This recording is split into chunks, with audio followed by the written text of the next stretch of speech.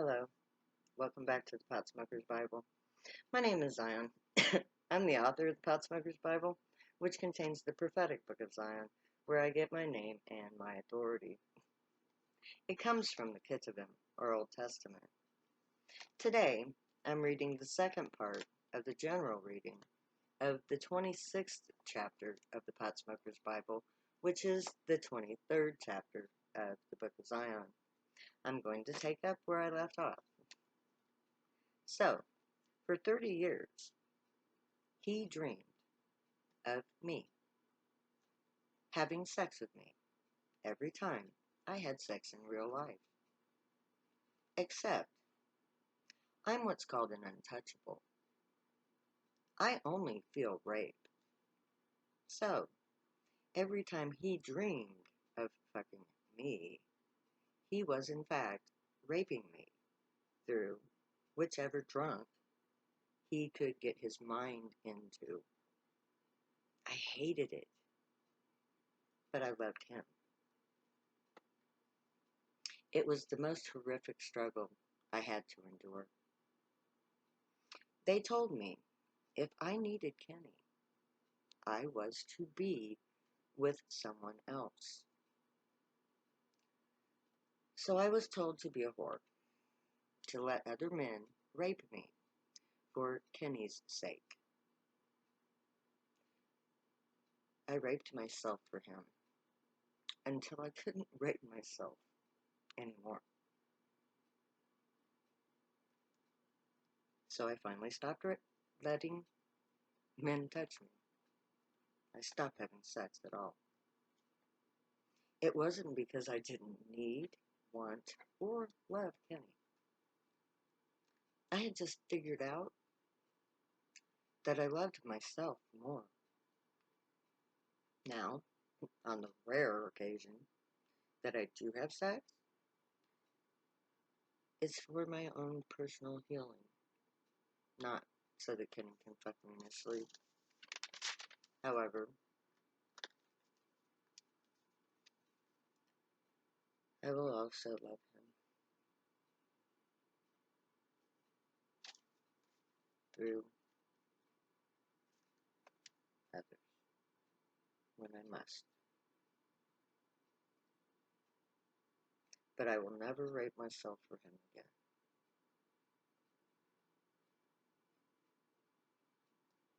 However, I will never reject him either, even if I hated him, like Hera hated Zeus, which I don't. I would still stay true to him. He is Messiah. There can be no other. Even dead, I'm bound to him. It would just invoke the lifting of the veil. The lifting of the veil, as foretold by Isaiah, and being that I'm a medium, the veil for me is at least partially lifted already. I still am blind eternally, but I believe that has to do with Kenny's dreams. I believe that part of his lucid dreams involves the commandeering of my insight. I think in my weakened state, he was given my blocked abilities. When I began this hell ride in 1979, I stopped seeing in my mind. Kenny stopped that on the night he branded me, our last true night together. That was how he saved me. He stopped the horror show in my head. I haven't seen any true imagery since that night. For me at that time, it was necessary. I was going crazy, seeing the abuse over and over again. But I want my sight back. I'm no longer a weakling. I have overcome much of my trauma, but my inner sight remains dark. I believe I'm strong enough now to be able to endure the memories that almost drove me insane in 1979, and I believe that I've already dealt with the majority of them. Having said that, if my theory is correct, then when the living Kenny comes to be with me in his waking life, God, then I will be given back that inner sight that was taken from me on that night. Then I will be able to see in my mind. I will be able to remember those ugly images for what they are, empty pictures of what the sins of others had done to me. Those things have no power over me. Time alone will answer that question. I hope that he is alive. I hope that he has a change of heart. That perhaps since I went to prison, he has found that I do mean something to him. That maybe he misses me loving him. It's ironic that as soon as I lost my connection to him, he got cancer. Twice. So I'm told he died.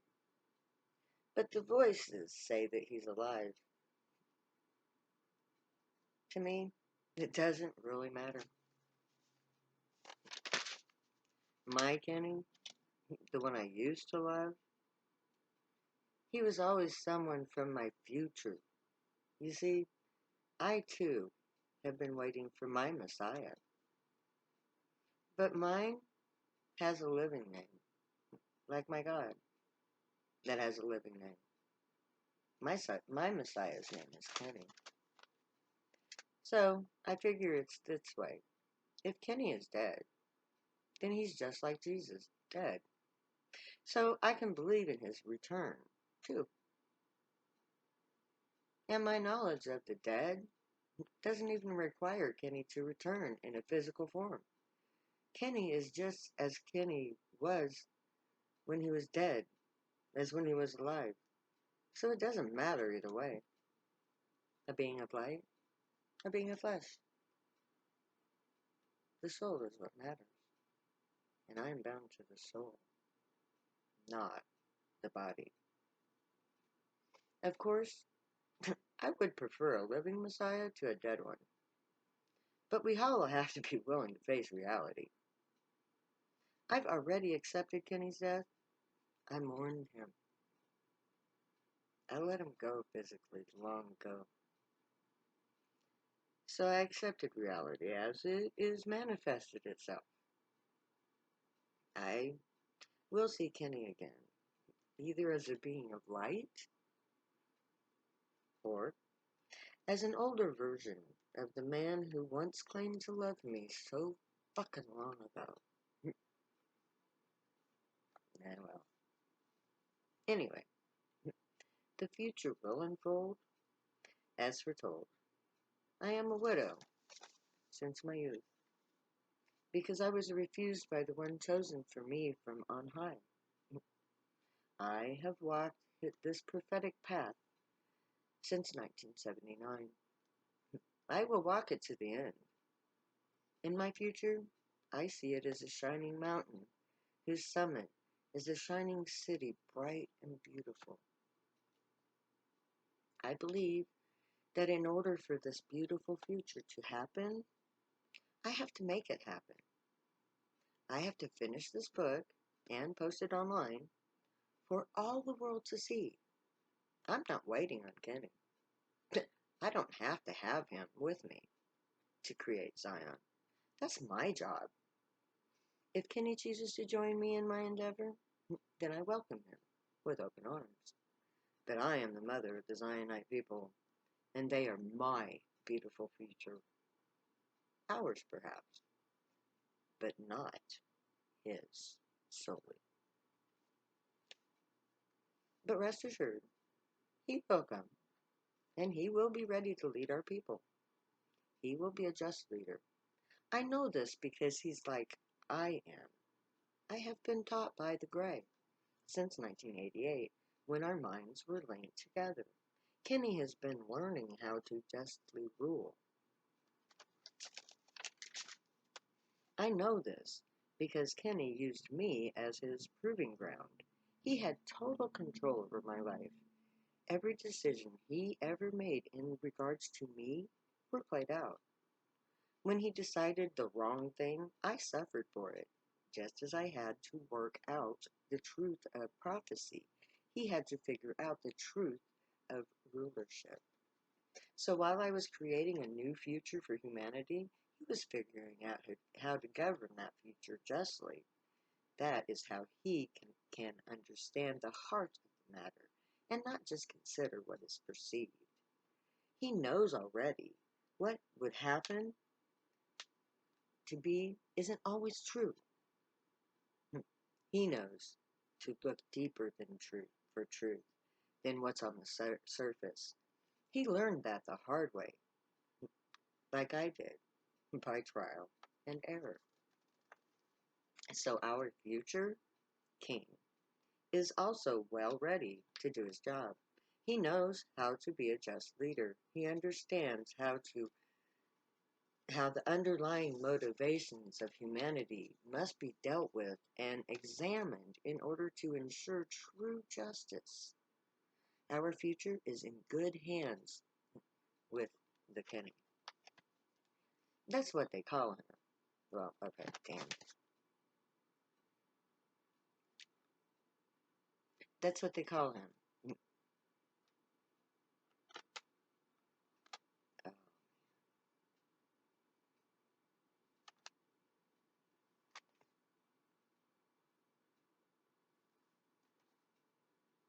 they called him Baldwin.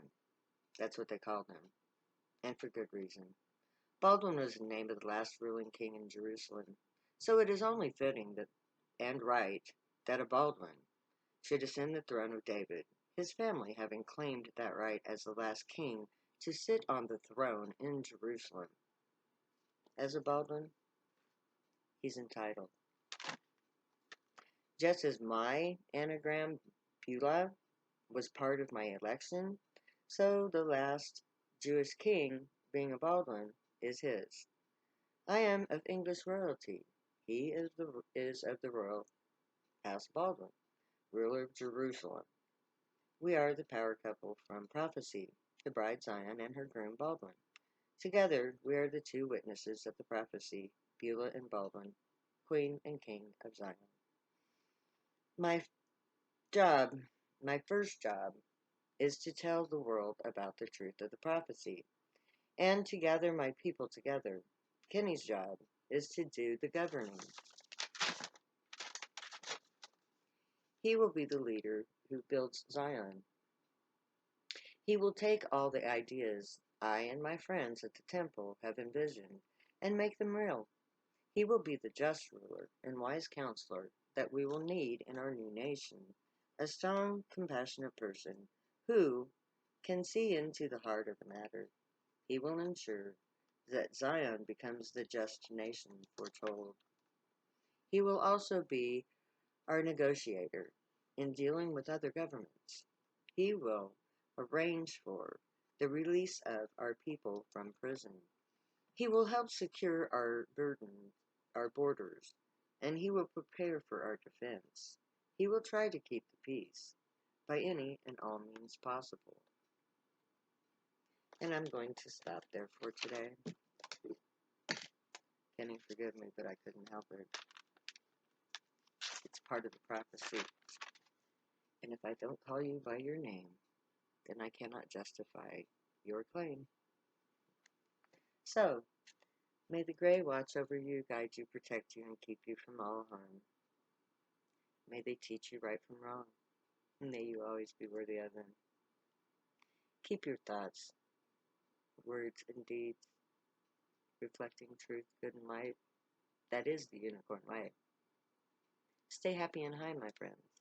Know that I love you all. Kenny forgives me. Later, 'cause I'll never say goodbye.